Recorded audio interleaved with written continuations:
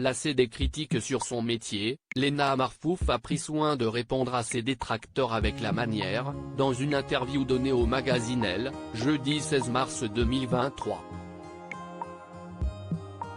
Avec ses 10 millions d'abonnés sur Instagram, YouTube, Twitter et consorts, Lena Situation se classe comme l'une des personnes les plus suivies de France. Particulièrement populaire chez les jeunes, elle multiplie les casquettes ces dernières années. Apparition à la Fashion Week, écriture d'un livre, podcast. Elle est assurément l'une des influenceuses les plus productives et les plus puissantes du moment. Influenceuse ? Pas seulement, si l'on en croit les propos de celle-ci. Dans les colonnes du magazine Elle, jeudi 16 mars 2023, Lena Situation a tenu à mettre les choses au clair face aux boomers qui la voient comme un panneau publicitaire. Créatrice de contenu et non influenceuse, mon métier ce n'est pas d'influencer, mais de créer du contenu.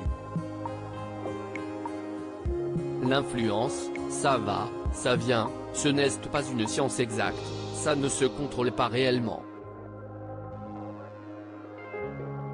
Dès la première phrase de son interview à Elle, Lena Situation donne le ton. L'occasion de remettre à plat les idées reçues, son activité professionnelle s'étendant aujourd'hui à une foule de métiers. Fondue de mode, elle participe au reportage du journaliste Loïc Prigent.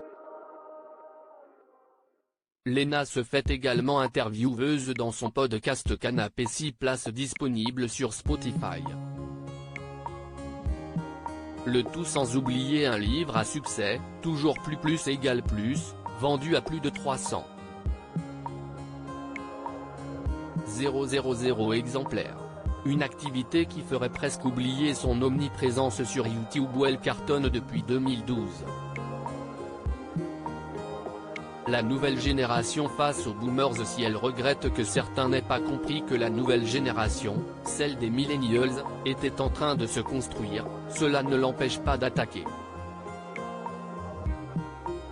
Pour ce qui est de l'utilisation des réseaux et de YouTube notamment, Lena Marfouf a fait sa propre expérience.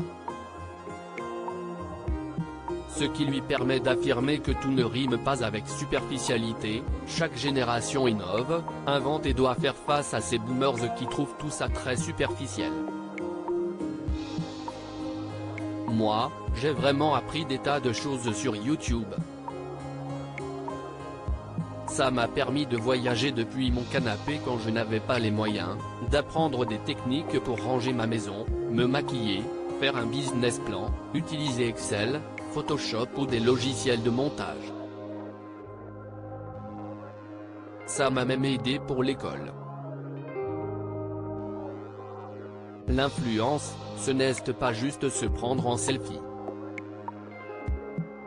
Voilà qui a le mérite d'être clair. À lire aussi J'ai peur de me faire tuer dans la rue, en pleurs, Lena Situation se confie sur son cyberharcèlement et ses conséquences.